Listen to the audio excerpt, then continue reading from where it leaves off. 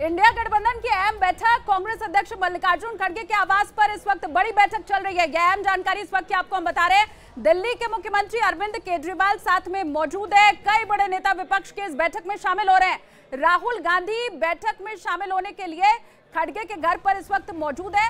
खबर यह भी है कि बैठक में लोकसभा चुनाव की मतगणना के ऊपर चर्चा की जा रही है और जहां बैठक चल रही है अंदर उसी मीटिंग की तस्वीरें इस वक्त हम आपको दिखा रहे हैं। तमाम विपक्ष के जो बड़े चेहरे हैं वो आपको यहां पर दिखाई दे रहे होंगे।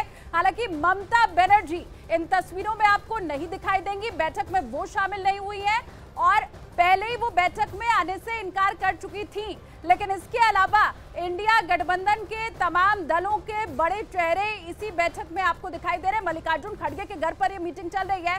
सोनिया गांधी, राहुल गांधी तो मौजूद हैं ही, इसके अलावा विपक्ष के बड़े नेता भी यहाँ पर मौजूद हैं। नीरज न्यूज 18 इंडिया से मेरे साथ इस वक्त जुड़े हैं। नीरज, मीटिंग को लेकर क्या अपडेट?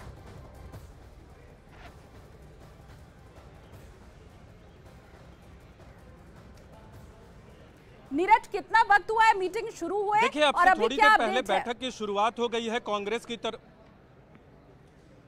देखिए, अब से थोड़ी देर पहले बैठक की शुरुआत हो गई है। कांग्रेस अध्यक्ष मल्लिकार्जुन खड़गे से लेकर पूर्व अध्यक्ष सोनिया गांधी और राहुल गांधी के अलावा केसी वेणुगोपाल और दूसरे दलों के बड़े नेता शामिल है। शरद पवार की बात करें, अखिलेश यादव की बात करें, तेजस्वी यादव की बात करें, अनिल देसाई आए हैं जो कि शिवसेना यूबीटी से हैं।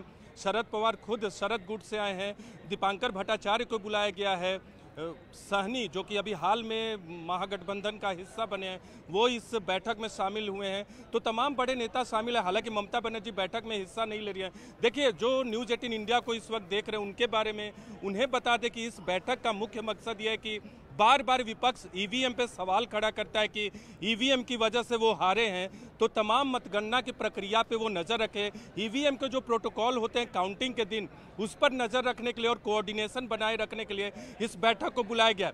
बैठक में ये बताया जाएगा तमाम दलों के नेताओं को या बातचीत की जाएगी कि वो अपने अपने कार्यकर्ताओं यानी काउंटिंग एजेंट को बताएं कि फॉर्म 17C जिस पे ये दर्ज होता है कि कितने वोट उस दिन यानी मतदान के दिन पड़े हैं उसका जिक्र होता है। तमाम प्रोटोकॉल जो है ईवीएम की काउंटिंग के उसको चेक किया जाए पेपर पे। इसके अलावा ये भी बताया जाएगा कि ऐसा ना हो कि अगर महागठबंधन यानी इंडिया गठबंधन का उम्मीदवार अगर कुछ वोटों से मान लीजिए 50,000 या 1 लाख वोटों से पहले दूसरे या तीसरे राउंड में पीछे हो जाता है तो टेबल यानी काउंटिंग टेबल को ना छोड़े अंतिम वक्त तक यानी जब तक पूरी काउंटिंग की प्रक्रिया पूरी नहीं होती है, पोस्टल बैलेट काउंट नहीं हो जाते हैं, ईवीएम की काउंटिंग नहीं हो जाती, नतीजे और सर्टिफिकेट नहीं दिया जाता, तब तक काउंटिंग टेबल को ना छोड़े। इसके अलावा ये भी बताया जाएगा कि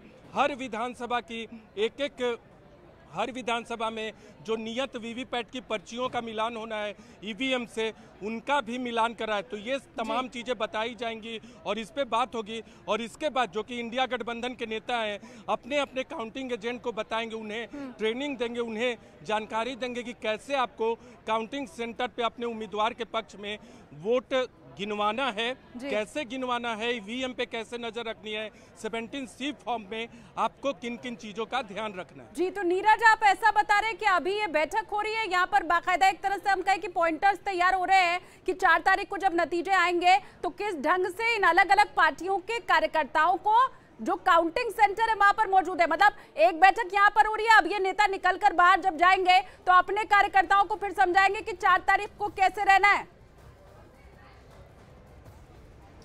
देखिए, बिल्कुल कोई ऐसा नहीं है कि तमाम काउंटिंग एजेंट को बुलाया जाएगा तमाम पार्टियों की तरफ से जो कि इंडिया गठबंधन का हिस्सा है, लेकिन उम्मीदवारों के जरिए ये बताया जाएगा। देखिए, पहले से ये होता रहा है कि अपने अपने सब उम्मीदवार अपने अपने काउंटिंग एजेंट को तमाम प्रोटोकॉल के बारे में बताते रहते हैं। चुनाव आयोग भी इन चीज़ों को दोहराता रहता है अपने लोकसभा क्षेत्र के हिसाब से, विधानसभा क्षेत्र के हिसाब से। लेकिन इंडिया गठबंधन बार बार ईवीएम पे सवाल उठाता रहा है, तो ईवीएम को लेकर कोई आने वाले वक्त में सवाल उठाने की नौबत ना आए, कोई प्रोटोकॉल में चूक ना हो, इन चीजों का ध्यान रखा जाए, इसको सुनिश्चित करने के लिए इस बैठक का आयोजन किया गया। तो मतलब नीरज, आपकी बात से एक चीज तो जो मैं समझ पा रही हूँ कि अब 4 तारीख को कम से कम ईवीएम के ऊपर तो ठीकरा नहीं फोड़ा जाएगा।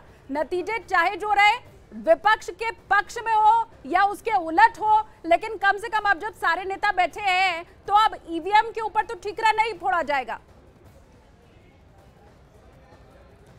देखिए, विपक्ष ईवीएम के ऊपर सवाल उठाता है कि नहीं, ये अभी तक विपक्ष के किसी नेता ने ये नहीं कहा कि ईवीएम पे पूरा मुझे भरोसा है। बार बार वो कहते हैं कि कई नेता कहते हैं कि बैलेट पेपर पे लौटना चाहिए, कई नेता ये कहते हैं कि चुनाव आयोग को सुनिश्चित करना चाहिए कि ईवीएम से गड़बड़ी ना हो। देखिए, अब तक सुप्रीम कोर्ट से भी चुनाव आयोग को राहत मिलती रही है, या ईवीएम के खिलाफ कोई भी वक्तव्य नहीं दिया गया, कमेंट पास सुप्रीम कोर्ट की तरफ से या कोई आदेश नहीं आया है। चुनाव आयोग ईवीएम की लड़ाई में हमेशा जीतता रहा है विपक्ष की तरफ से, चाहे जो भी सवाल उठाए जाए। लेकिन विपक्ष इस बार प्रोटोकॉल के जरिए जा रहा है, जो प्रक्रिया है उसका ध्यान रखा जाए। ये अपने कार्यकर्ताओं को बता रहा है, अपने नेताओं को बता रहा है कि जब नतीजे